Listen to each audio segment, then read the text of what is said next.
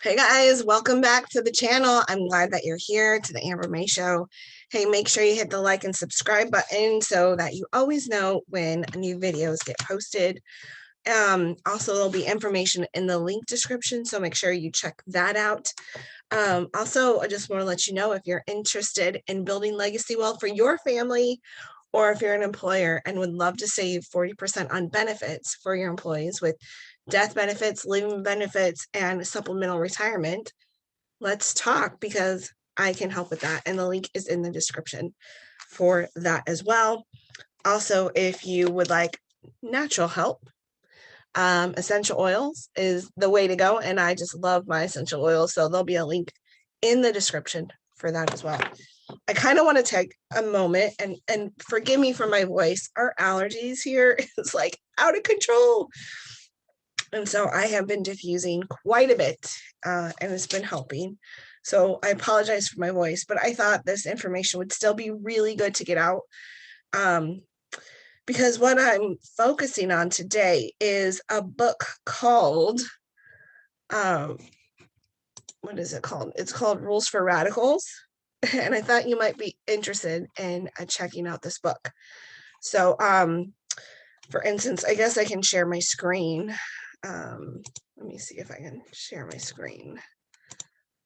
And then we can begin. This is written by Saul Alinsky. And so, like, let's see, where is it? Radicals must be resilient. Is it in the beginning?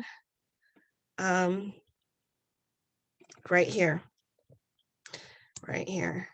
Radicals must be resilient, adaptable to shifting political circumstances, and sensitive enough to the process of actions and reactions to avoid being trapped by their own tactics and forced to travel on a road not of their own choosing.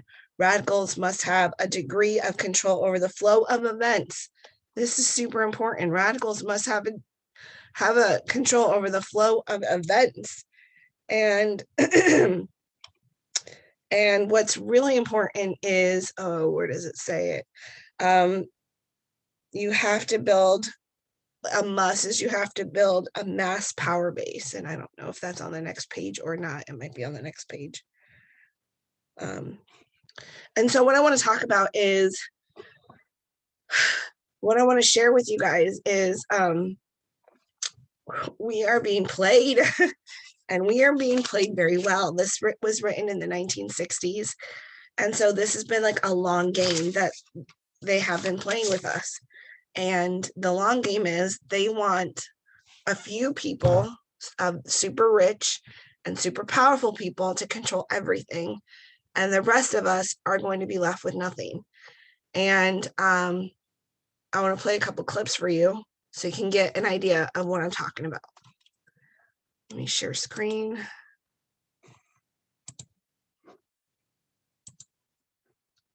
Let's see.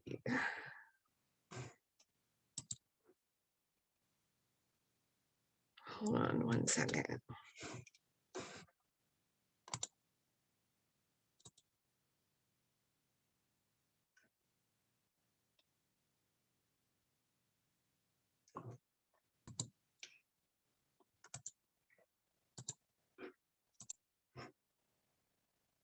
In this day and age, I'm hoping that people see as quick as you get it.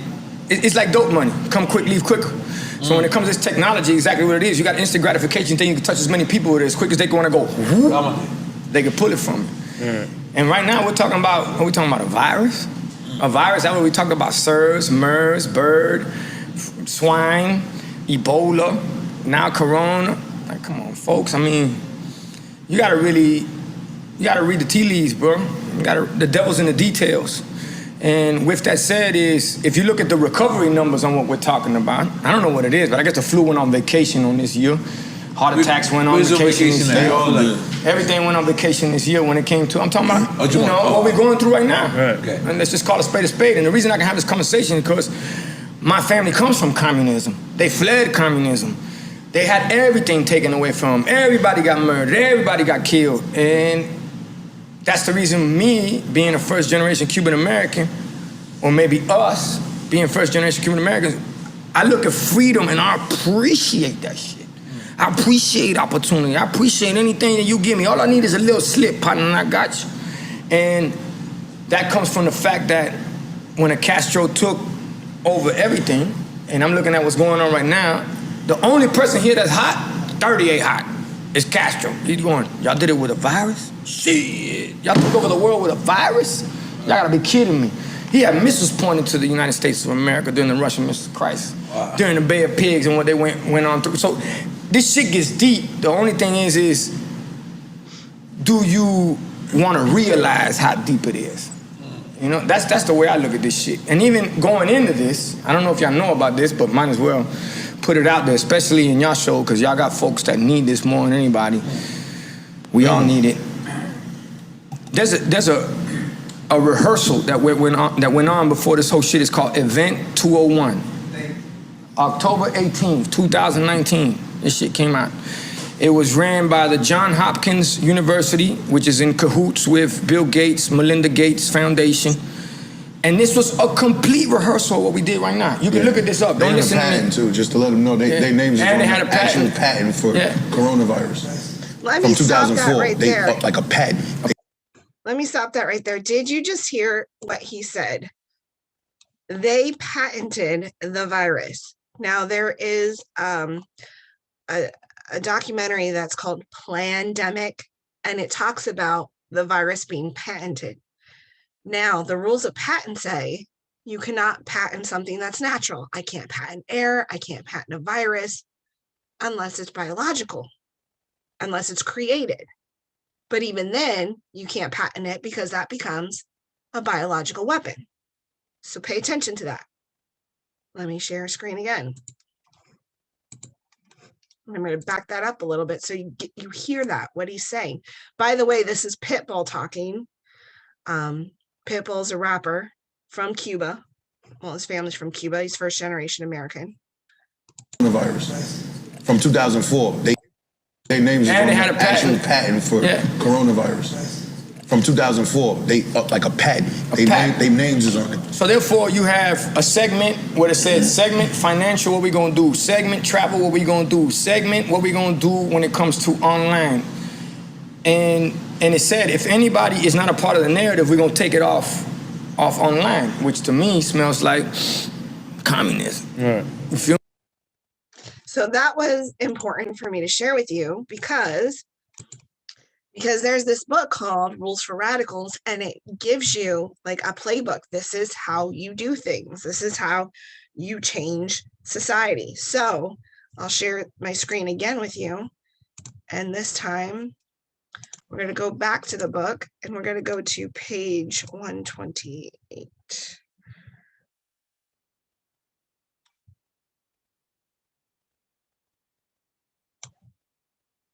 Okay.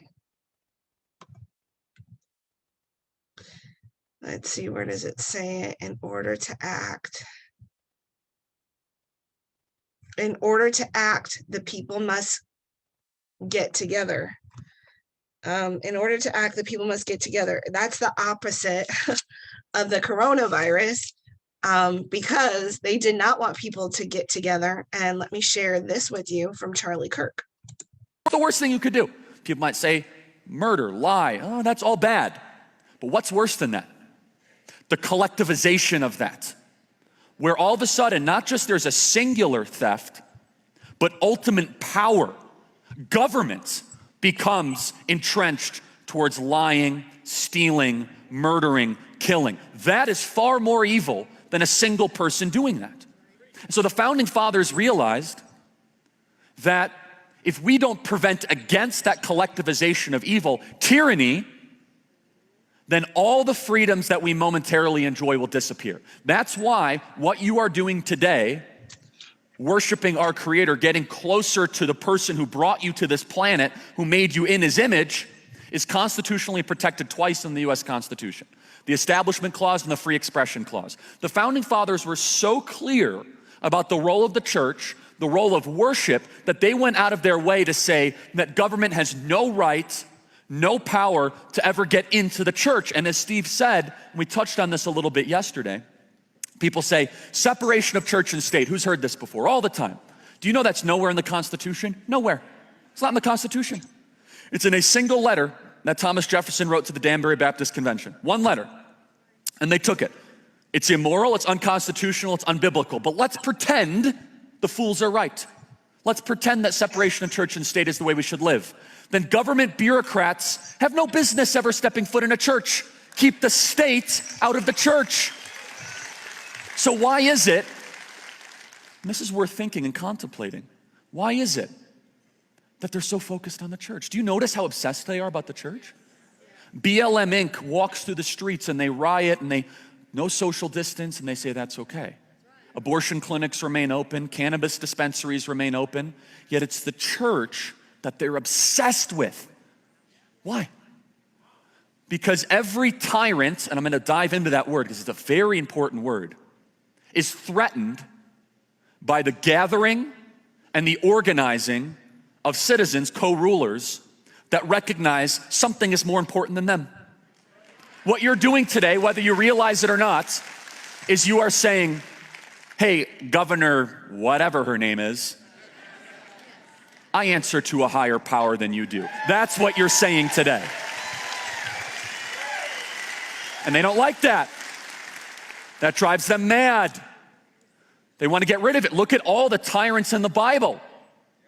Murdering of infants. Going after anyone that might challenge their authority. This pattern replicates itself. Now, we as Christians have to do a better job of explaining what is happening in our country is a war on human nature. You could have new phones, new technology, faster cars, better airplanes. Human beings are not going to change. The gospel is as relevant today as it was when it was first spoke, when it was first written down. It's just as relevant. So in my spare time, I read Aristotle, and I encourage all of you to do that. I'm half kidding. But no, I was reading this the other day from a really brilliant guy, Dr. Larry Arnn, who was doing a lecture from Hillsdale College, great place. And I was reading this after the lecture, and I could not believe this. And I'm going to read this from you, and if you don't know, Aristotle was one of the great classics who's taught by Plato, and one of the main reasons why the gospel spread in the first place. And I think that if you really want to dive deep into the scriptures, understand ancient Greek. It's a very important thing. But I read this and I said, this is exactly what is happening right now. So he wrote a book called Politics. It's one of the most, 2,400 years ago. And do you know what he warned against?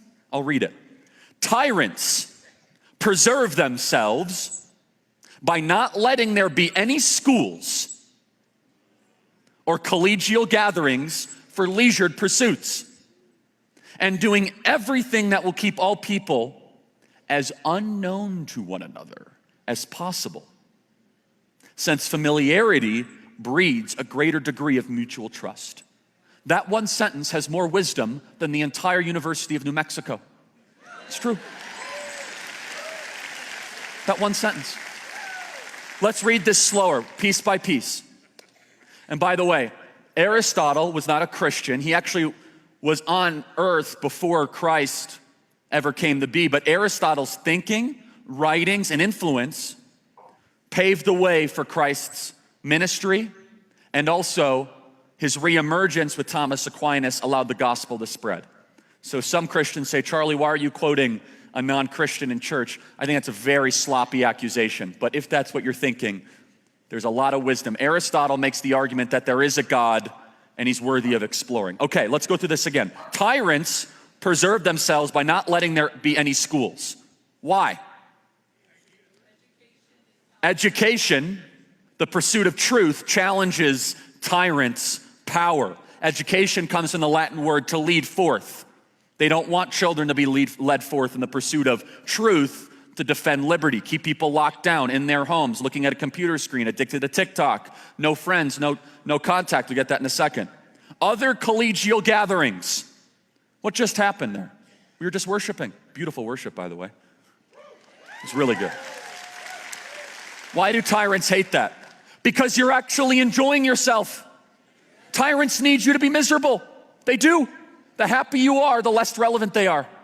The happier you are, the less likely you are to listen to that woman from Santa Fe that just goes endlessly about whatever she has to say. And doing everything, this is very important, tyrants. This is 2,400 years ago. Things don't change. You have new technology, you could talk faster, whatever. Human beings are exactly the same, carbon copied. And this is something the left does not believe, by the way. The left believes that human beings are malleable, that you could change them. Good luck. We'll get to that. That will keep all people as unknown to one another. How do you keep people unknown to one another? You make them all wear masks all the time. And again, if you're wearing a mask here, I am mask agnostic. I mean that. I really am. Agnosis means without knowledge. They might work, they might not work. And you should not make fun of people that wear masks. I mean that, non-sarcastically. And you shouldn't condemn people that don't wear them. No, I mean that, seriously. However, the mask mandate, I'm totally against. I'm not agnostic on that. The mandate where I'm gonna make you feel uncomfortable. And I've come under great accusation for this, so bring it on. I think that the Muslim veil dehumanizes people. And I think the mask mandate dehumanizes people. I'm gonna say that publicly, it does. I think that God gave us a face for a reason. And I think it's child abuse to have 3-year-olds walking around with masks on, I really do. I think it's child abuse. Oh, they're gonna love that. Woo! You're welcome, Steve. Again, this is 2,400 years ago. There's so much wisdom that came before us, and the nonsense they teach our kids in these schools today. You know, one thing, and I study the left because they follow me around the country, so angry. Do you notice how angry they are? I thought they won every election. They're the angriest winners I've ever seen in my life. No, seriously. They're always angry. They're burning and they're yelling, and anyways, just, we're happier and we lost. It's like, we have more cheerful, and I'll get to that. Cheerful, yeah, I know. So I'm gonna stop sharing there. So a lot of what he said that he quoted Aristotle saying is also a lot of the things that are in this book, Radicals, Rules for Radicals. So let me share the screen again, and we're gonna go back to the book. Okay, so power is the reason for being of an organization. So that's why, you know, they want us to be separated, because when we come together as people, there's a lot of power in that. So let's skip to, page 28, preventing the opponent from saying anything, militant demands, not allowing them to say anything. So he was talking about here, right in this section, he was talking about how he was trying to get this organization to move, to do something, to come together, because he wanted some power. And what he knew is this infant welfare society would have come down to their neighborhood. All they had to do was ask. But he made it a bigger problem than it was, and he caused a big ruckus, and people were yelling and screaming and not letting the people of this organization say anything until he was ready for them to concede, and only in like a yes or no answer. So these people felt like they really won, and it unified them.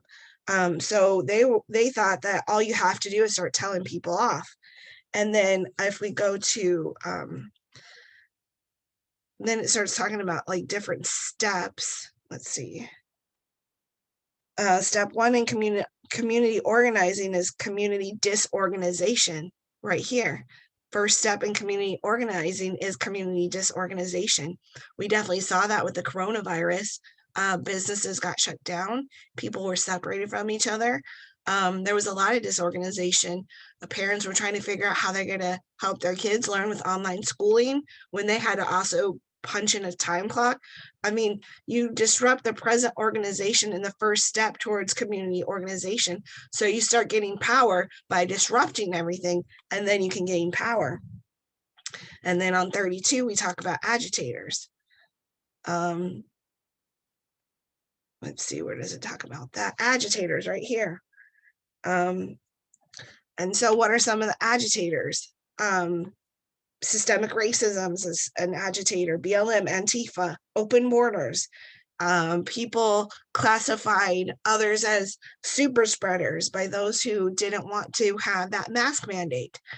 There was no evidence proven to the American people that said masks work. However, there was studies done to show that masks showed no significant help whatsoever in stopping the spread, but that was sequestered.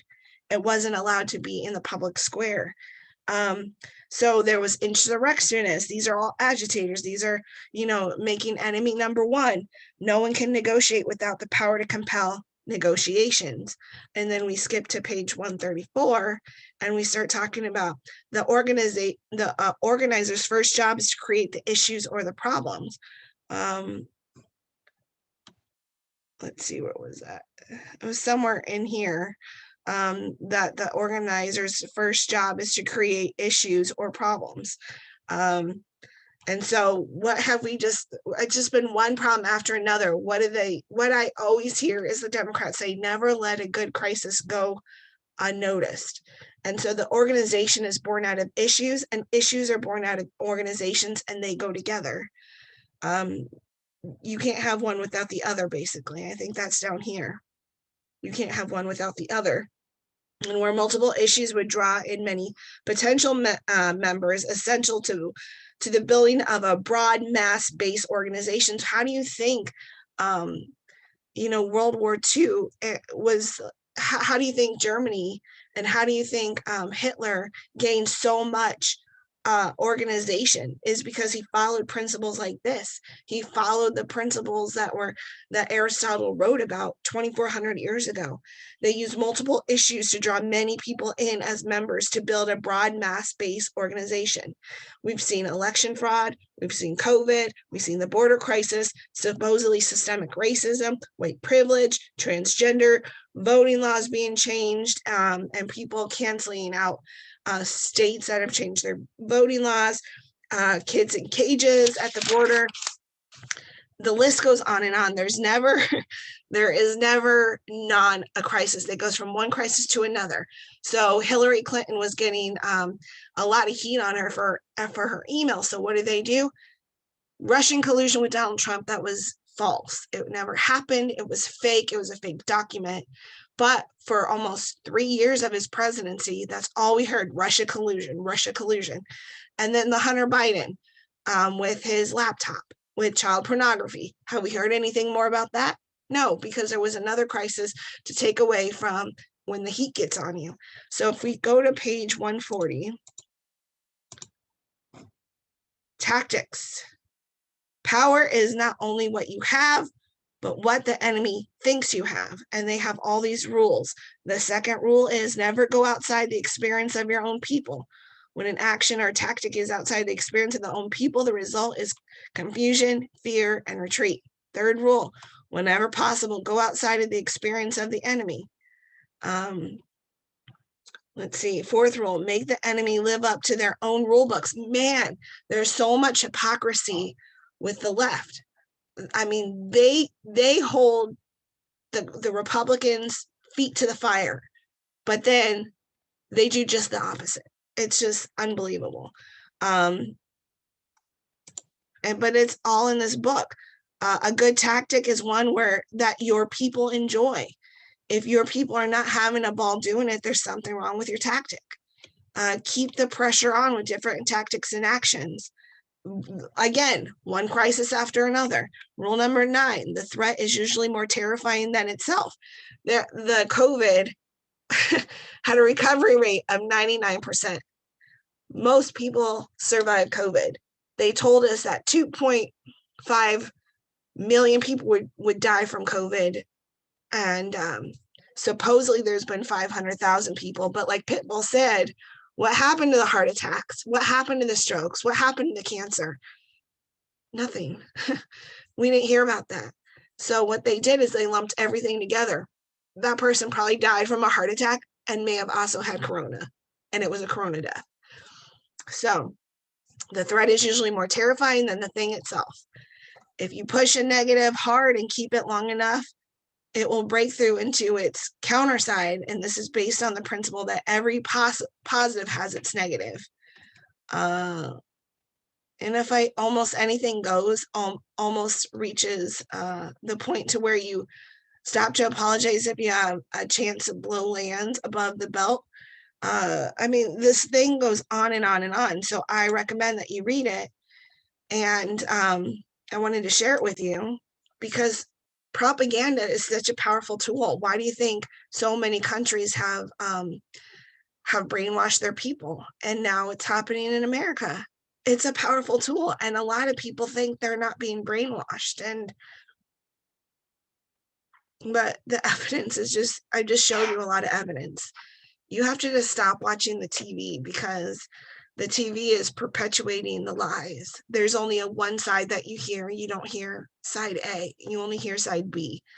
You were never hearing about the studies that showed that masks don't make any real difference in the spread. But you also heard that the coronavirus was patented by Bill Gates and his wife. So that becomes now a biological weapon against you and me and everybody else in the world. I mean, that should make you so frustrated and furious that we've all been bamboozled. And I had it was very upsetting to me to realize how corrupt things have gotten in our nation, because I thought higher of our nation, but we've come so far away from God. And it's easy when we come so far away from God that corruption just takes power. But if we're not careful, and this is our last stance, this is the Alamo. This is the Alamo, guys. We stand up now together because what is the rule of the radicals? The power is the reason for being of an organization. So if we come as powerful people, as one people, not being separated anymore, not believing the lie of being separated is better, but coming together, we can defeat what this destruction of our country is doing. Because in the rules of radical, it says you have to disorganize the organization. That's in the book. I read it to you. I showed it to you. So I want you to know there's things going on, and I think that there's a lot of wins that aren't being broadcasted because they don't want the narrative to change. But there are a lot of winnings going on, and I want you to feel encouraged. But don't listen to that TV anymore because it's just one big lie. And I think you need to hear the truth, because the truth will set you free.